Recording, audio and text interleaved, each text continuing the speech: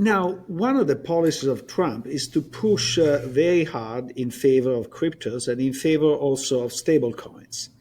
And to the extent stablecoins become an alternative medium of exchange for international transactions, they can provide two problems for the dominance of the dollar. Number one is they erode at least part of the seigniorage, because part of the seigniorage will be appropriated by the owner of the Yep. stable coins that are very, very happy. But the second, there's also an informational element, which is very important. As you said at the beginning, in information economy, is very valuable to know what people do. And today we know through the Fed, because all the transactions need to clear, all the international transactions had to clear through the Fed. The moment they clear through stable coins, they have different system. So we lose that advantage. So what should you tell Trump to say, look, this is the wrong strategy if you want to maintain the dominance of the dollar? Well, I actually think in just a couple of years ago, Trump was making all sorts of statements. I don't like crypto. It undermines the dollar. I don't know his exact words, but you can find that. This is a bad idea. It's amazing what some campaign donations, will do to change somebody's mind. Uh, what's going on, I think he's making a huge mistake that'll hurt not just everybody, but him eventually and what he's doing. Okay, so I think everyone knows, but he actually holds a lot of Bitcoin now, and there are no words for it, corrupt beyond imagination, that he's holding over $1 billion in Bitcoin. It's become his son's, one of their big businesses, and he's the regulator. He has a big influence over what it's worth.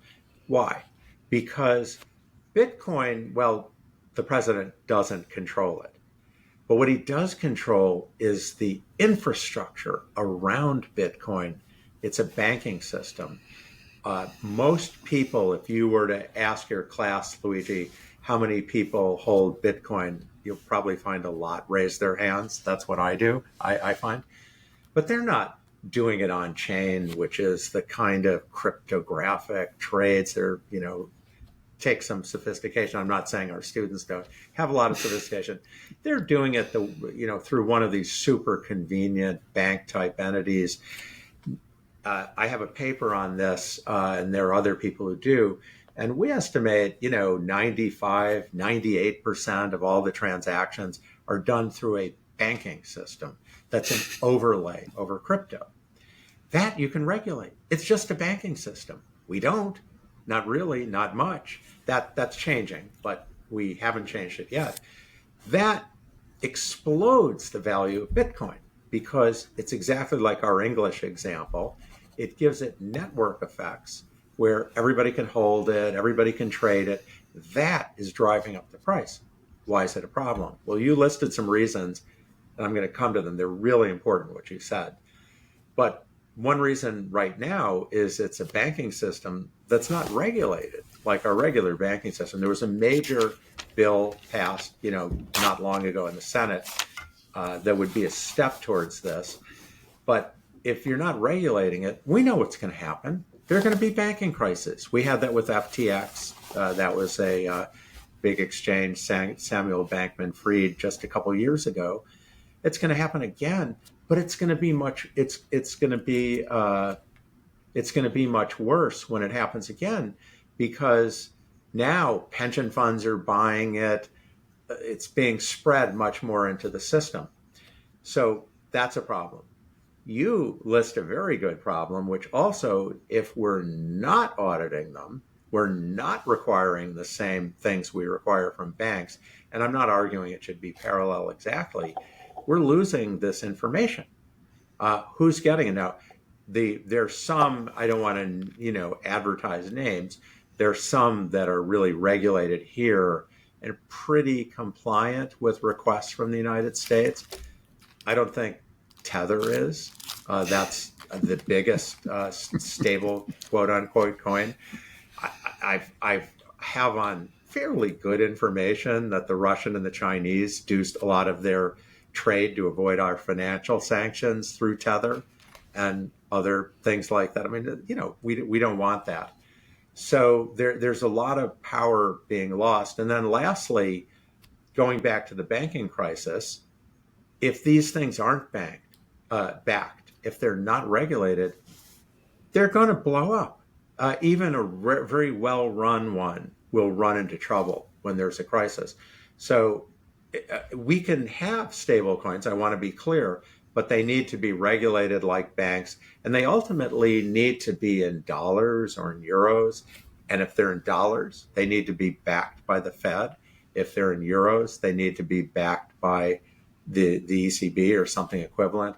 So it's a very interesting transition, but we're in this wild west, evidently for at least 3.5 more years, where the space is exploding, but it's not yet really being regulated. So we've had prominent people on this podcast, including Eugene Fama, who have made predictions about Bitcoin, cryptocurrency, going to zero. You have your own analysis of what might make cryptocurrency go away. Do you care to share it with our listeners?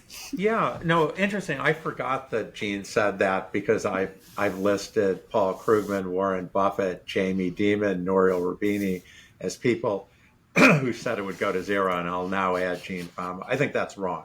And I'm going to go back to my chess days of having lived life and seen the underground economy. The underground economy, which is mostly tax evasion, of course, it's human trafficking and drugs and illicit military sales and everything, but it's mostly avoiding taxes. There are different estimates. Again, this is another thing I have a paper on. It's talk about it in the book. The World Bank has estimates. I would say 20% of the global economy is a low side estimate. And I know, Bethany, you read my first book, was very engaged with this issue. And crypto is moving in here. That's a market. We're already not controlling it. This is a market where everybody's trying to avoid being caught. And so that's a big market. It ain't going to zero as long as that market's there. Of course, if you're in the mainstream, it can be worth much more. And by the way, I believe that even today, by far, the main use of certainly not stable coins, but other kinds of cryptocurrencies is totally the global underground economy. That's the main use. And the idea that you can have legitimate banks, JP Morgan, Morgan Stanley, Goldman, I'm not trying to pick on anyone, everybody's issuing various kinds of cryptocurrency assets. It's like issuing, ETFs, exchange traded funds, linked to blood diamonds. I mean, why would you want to allow that? So no, it's not going to zero. But the question is, its current value is based on its moving into the legal economy, which I didn't really get to the final point about Trump. It's going to blow up. We're going to have a crypto-based financial crisis within his term. And I don't know what he's going to do. He'll react. I think he'll rein everything in. I don't know what he'll do to his own Bitcoin holdings. But it's like a banking crisis, and we're going to have it if we don't regulate it. Now that's a prediction. No, I'm making a solid prediction. I don't know whether you have read The Changing World Order by Ray Dalio, but he has this view that big powers overextend themselves militarily, and then when they overextend, they become fiscally unsustainable, and then they collapse. And your book reminds me, in their negative predictions, is somewhat similar to that. So, what is your reaction to that?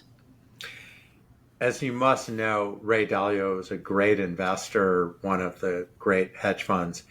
There's not a lot of references in his book besides to his own work, including what other historians say.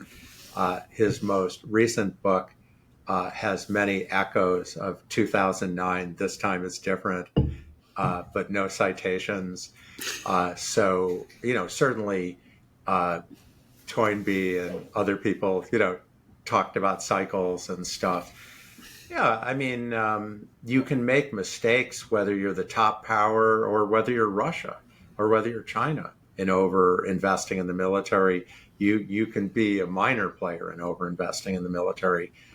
I don't think the U.S. has done that. I don't think that's not the source of our fiscal problems. The source of our fiscal problems is we have this belief that we just don't ever have to lower our debt. Debt relative income was 30% in 1980 for the United States, 60% in 2005, 90% in 2009, 120% today. We've gone from this system where we would fight a war, have a financial crisis, and we would sort of take whatever steps to let it come down. And now we just say, well, we don't care. And this belief that the interest rates would always be very, very low and they were never going to rise. Oops, they've come up the last few years. And now I won't say that the real interest rate's necessarily higher than the growth rate. I mean, they're close to each other, but you can't just wait it out if you want debt to go away. And you do have this concern that if you go from plateau to plateau, I think we'll have another crisis. I don't know what it'll be over the next 5 or 10 years. Cyber crisis, pandemic, Martian invasion. I have no idea. But we'll have things, or war, a real war. And I promise you, when we have it, we will try to bring our debt to another plateau and then another plateau. And I think we've reached a situation where markets may push back. And I don't argue necessarily in favor of austerity, but goodness, I mean, Biden ran deficits over 6% of GDP. And I don't want to get up into some political thing, but I mean, it's uninspiring how much infrastructure we actually built or how much we actually did. Trump, as we speak, we don't yet know where he's going. I'm betting we get an even bigger deficit to GDP. I mean, so we're just really taking our chances on what comes next. Why are you so sure that it has changed now and that we've reached a point where it has changed? And I'll get a tiny bit of context. I think I was on Meet the Press back in 2009. Maybe it was right after the global financial crisis. And I too argued this is over. Our debt burden now matters. We have to start to care. And so, obviously I'm just a journalist. I'm not an economist. But there have been people warning about this for 15 years and it hasn't mattered. Maybe arguably it does now. But I guess maybe it's a two-part question. Why are you sure that now that it does matter again? And what's the sort of historical explanation for why obvious things that common sense would argue they matter, they don't matter, and they don't matter, and they don't matter? Why can we ignore common sense for such a long period of time, and then all of a sudden it catches up with us? Is there a chess analogy? Well, sort of. I mean, there's this famous saying, I think, coming from Simon, what I quote Rudy Dornbush, my thesis advisor, that crises take much longer to unfold than you think they would, but then they happen much faster than you think they can when you see something unsustainable. What's gone on here is that we had real interest rates, inflation-adjusted interest rates, reach a phenomenal peak in the early 1980s because the central banks were having to crack down on inflation, but nobody believed them. So they kept having to raise interest rates more and more. Volcker raised interest rates to almost 20% at some point. And of course, the interest rates were very high. So it allows Larry Summers in his Brookings paper from 6 years ago to draw this graph of interest rates coming down. But if you look at a longer period, and I have an American Economic Review paper on this published last August, longer term historical data, there are giant fluctuations in these things. Sometimes it's low. I mean, it was really low in the Great Depression until it wasn't. There are times when it's high. I think the thing I really object to is this confidence that interest rates will stay low. I think we shouldn't have that confidence. That was a surprise to markets, to everybody, that interest rates stayed as low as they did. I think if the pandemic hadn't happened, we'd have experienced this rise in interest rates sooner. I don't know that it's going to last, but I actually think the odds of interest rates going up are as good as they're going down. I'm not talking about what the Federal Reserve does. The market sets these longer 10-year rates. I think the odds of it going up are as much as it going down. So what I would say is, sure, artificial intelligence may rescue us. I think it's more likely to ruin us than to rescue us, but it may rescue us. There may be some relatively minor fix, like just running a 2% deficit instead of a 7% deficit that works for a long time.